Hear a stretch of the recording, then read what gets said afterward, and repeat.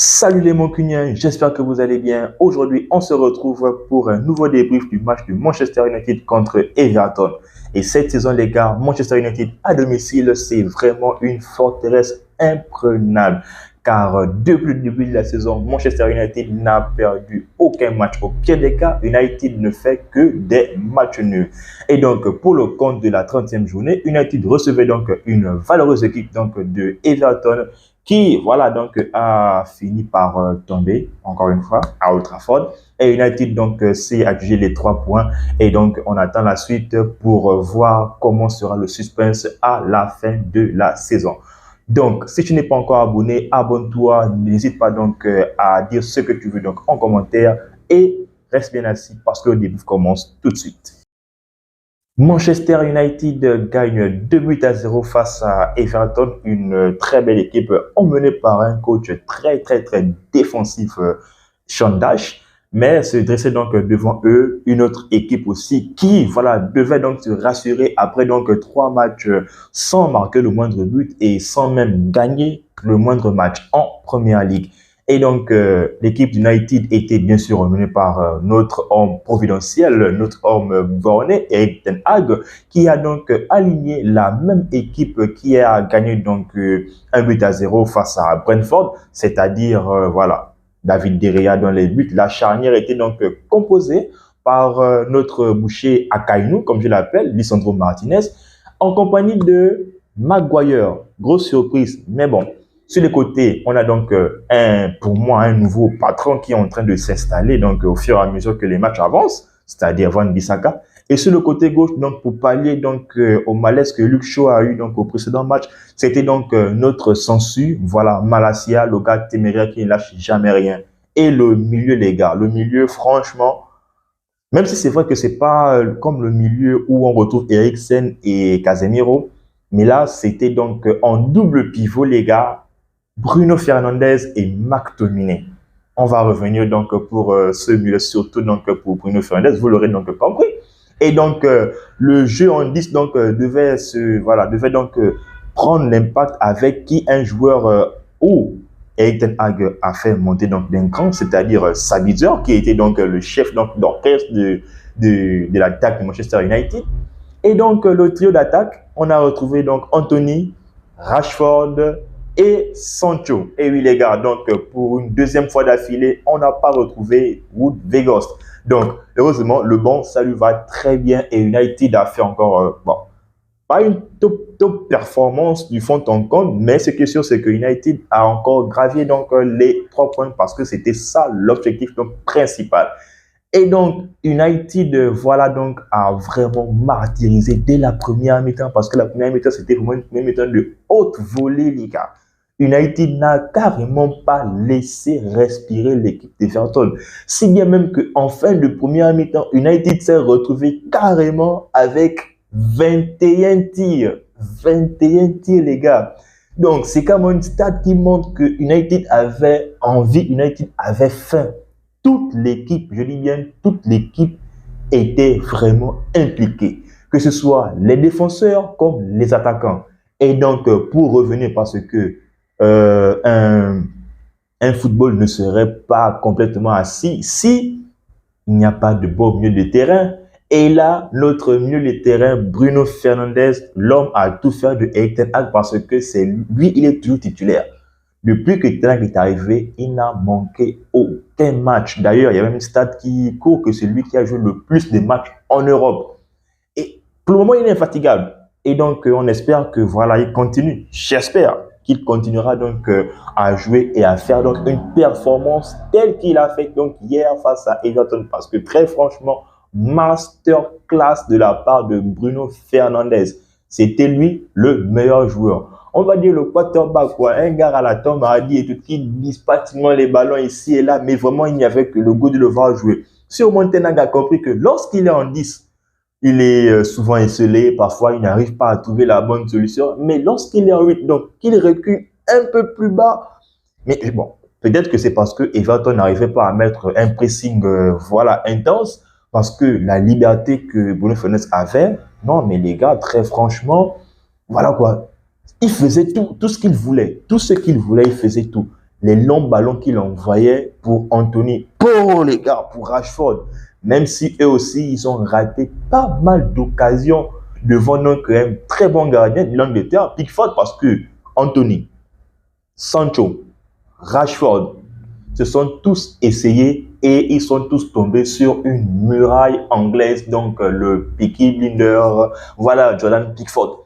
Il a enlevé tous les tirs, tous les face-à-face qu'il a fait donc face à tous ces moqueurs. Il les a enlevés jusqu'à la 35e ou 38e minute où, voilà, donc avec des rushs insaisissables, tout le temps des rushs, il a fini par céder. Donc Rashford qui s'est donc emmêlé avec un slalom des dribbles, même s'il avait des petits comptes favorables.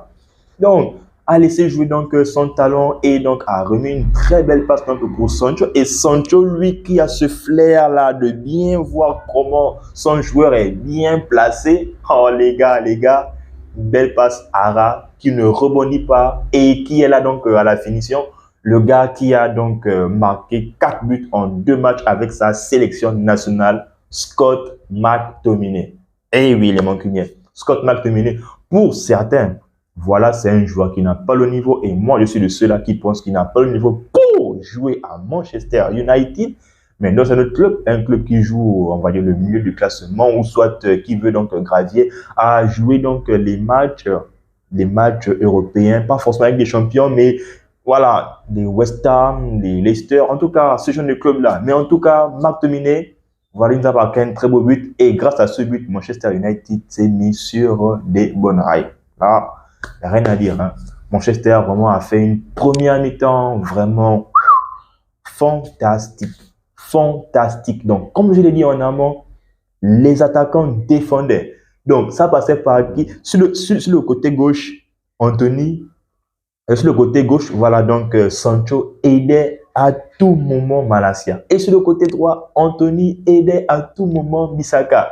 Et comme je l'ai dit, Bissaka qui ne fait que devenir monstre au fur et à mesure que la concurrence ne fait que s'intensifier. J'espère vraiment que c'est une concurrence saine parce que ça lui donne vraiment une grinta en lui et ça montre vraiment que oui, c'est un gars qui a envie de jouer pour Manchester United. Moi, je disais que voilà, Bissaka, bon, c'est vrai, il est très fort défensivement, mais le seul fait qu'il n'apporte rien offensivement, c'est peut-être là son péché mignon. Mais son concurrent Dalo, on remarque tous que depuis la Coupe du Monde, c'est compliqué. C'est vraiment, vraiment compliqué. Mais lui, offensivement, on voit maintenant qu'il apporte même de quelque chose. Je ne sais pas si vous avez remarqué, mais Bissaka, voilà, il est en train d'évoluer sur son côté droit et ça a vraiment fait la paire. Bon, même si c'est vrai qu'il a raté vraiment un but, on va dire, immanquable. Peut-être que c'est parce que c'est un défenseur. Même là aussi, ça n'excuse pas. C'est pas grave. Ce qui est sûr, c'est qu'il a fait donc un très bon match. Il était vraiment impeccable. À côté de lui, il avait Maguire. Bon, même si Maguire, lorsqu'il y avait la main, en tout cas, Maguire a fait du Maguire. C'est-à-dire qu'il a essayé de faire une faute là où, voilà. Bon, si c'était, on va dire, en dehors de la surface de réparation, on pouvait citer cette faute. On pouvait. Mais bon, United était serein. United donc n'a pas donc eu de gros dangers, on va dire. Même si voilà en première mi-temps aussi il y a eu juste une petite frayeur où l'attaquant d'Everton a aussi, on va dire, beaucoup trop croisé donc sa frappe qui a fini comme la frappe de Bissaka. Mais je pense que c'était la dernière frappe hein, parce que Derrière ne s'est pas tellement montré. Donc il a fait une très belle performance, encore un clean sheet donc pour lui cette saison. Et vraiment que du lourd. Donc vraiment que du lourd. On dit que Derrière, je dis que Derrière aussi, je fais partie de ceux-là, que Derrière n'est pas très bon au pied, mais il a fait une très belle passe à Anthony. Anthony qui a bien pris de vitesse, donc son défenseur gauche là, mais il a fait de la misère les gars. Il a fait de la misère ce défenseur, si bien qu'en seconde période il est sorti. Il est carrément sorti les gars. Anthony a fait la misère, mais comme je dis, Pickford était donc au top. Voilà, ni Anthony, ni Rashford, ni Sancho n'ont réussi à marquer. C'est donc des gars, on va dire, presque improbables qu'ils puissent marquer contre Everton et contre ce Pickford-là, vraiment en forme hier. Et en seconde mi-temps, là au moins, le match s'est corsé. Le jeu de Manchester United avait clairement baissé, les gars. Voilà. Il faut bien le retenir. Il faut bien donc le remarquer, le dire. United, en seconde mi-temps, c'était haché. si bien que Everton essaie de pousser. Mais voilà, donc avec une très bonne défense, comme je dis, Akainu, donc le chien enragé, notre boucher, il était là partout. Il n'y avait aucun attaquant qui puissait venir. Il était là, il mettait son petit corps là, toujours à l'attaque, les gars, toujours, toujours. Donc c'était vraiment intense et un choix qui m'a vraiment, vraiment donc, surpris de la part de Erik ten Hag, c'est donc la sortie de Anthony, donc son poulain. En fait, donc, l'impartialité de cet entraîneur-là me fait donc grandir. Et là, j'ai vraiment aimé le fait que Anthony sorte. Même s'il n'était pas content, bah mec, hormis le poteau que tu as mis là, c'est vrai, tu as fait aussi une très bonne mi-temps, comme le reste de l'équipe, parce que personne n'a fait une mauvaise mi-temps. Moi, c'est la première mi-temps. Il fallait qu'il sorte et donc qu'il rentre. C'est les gars, Anthony Martial. Anthony Martial, je pense que c'est lui qui a le plus de buts. Il aime jouer contre Everton. Il aime buter contre Everton. J'ai encore son but qu'il avait marqué, je crois, en FA Cup 2016-2017, comme ça, là, en quart de finale, où c'était lui qui avait donné le but de la victoire de 2-1 à Manchester. Donc, à chaque fois que lui joue contre Everton, s'il ne met pas un but, il met une passe. Donc, Martial est revenu, voilà.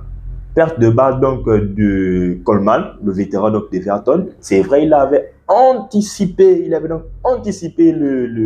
voilà, la course donc de Rashford, mais son contrôle approximatif a donc laissé passer Rashford, et Rashford qui s'essayait à tout moment. Et là, au lieu qu'il fasse une frappe, parce que très franchement, je m'attendais à ce qu'il frappe, mais comme il s'est dit que non, là sur le côté, du moins sur le point de pénalty, il y avait donc son compère de toujours, c'est-à-dire Martial. Bah, le gars lui offre une offrande, et Martial qui ne sait pas louper, il a fusé donc Pickford. Donc je pense que lui, c'était la première fois qu'il s'était présenté contre Pickford, et il a réussi à mettre son but. Voilà, donc il ne fait qu'accroître encore sa performance contre Everton, et puis donc c'est vraiment donc de bon augure les gars. Et l'instant donc que tout le monde attendait, que tout un stade et que tous les supporters de Manchester United attendaient, le comeback de Christian Eriksen, notre Danois, notre Viking, était bien de retour. Il était là les gars, bien. Comme avait dit le commentateur, voilà, donc le talent, ça ne se perd pas. C'est comme le vélo, une fois que tu sais pédaler, c'est fini. Ça va toujours rester là. Donc, il nous a encore stabilisé, même si c'est vrai que c'est Sabitzer et Sancho, voilà, qui sont sortis à la place de Eriksen et Fred, parce qu'eux aussi, ils ont fait un très bon match. Mais bon, Eriksen, vraiment, c'est un joueur qui va nous faire du bien. Et en plus de ça, Casemiro, sa suspension est terminée, les gars. Donc, le prochain match en PL, ça va être chaud. Je ne dis pas que voilà, on va gagner le reste de nos matchs, mais j'espère aussi que ce sera de bon augure si c'est le cas. Mais on commence à retrouver vraiment donc toute notre équipe. L'effectif revient carrément au complet sur toute la ligne. Mais les gars, comme une bonne nouvelle ne vient jamais seule, il faudrait forcément une mauvaise nouvelle, malheureusement. Alors, on a perdu notre source de but, les gars, c'est Rashford. Il s'est blessé aux adducteurs.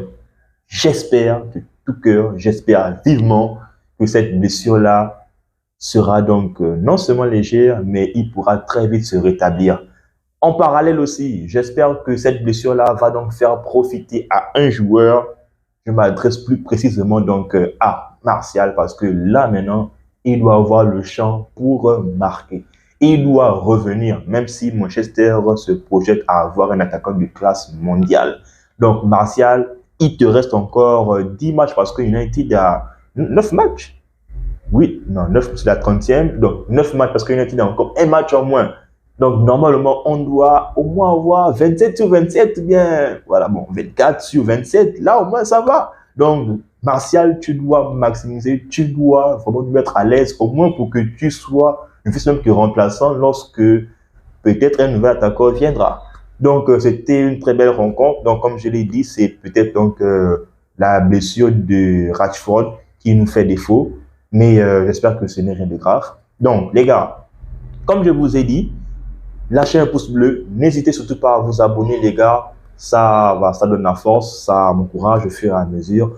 On s'abonne, les gars, on s'abonne. On est ensemble, on reste en santé, les gars. Tous mancuniers, les gars.